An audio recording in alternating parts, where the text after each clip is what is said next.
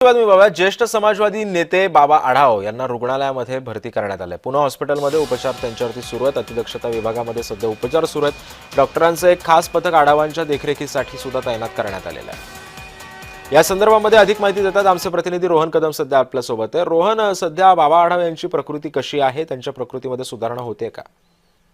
सिद्धेश, तर काल रात्री जे आहे ते बाबा आढाव यांना पुण्यातील एका खासगी रुग्णालयामध्ये अतिदक्षता विभागामध्ये ठेवण्यात आल्याची माहिती जी आहे ती मिळालेली आहे। खरं तर बाबा आढाव यांनी नुकतंच वयाच्या 95व्या वर्षी पदार्पण जे आहे ते केलेलं पाहायला मिळत होतं। काही दिवसांपूर्वी त्यांना कर्करोगाची देखील लागण झाल्याची माहिती जी आहे ती समोर आलेली होती।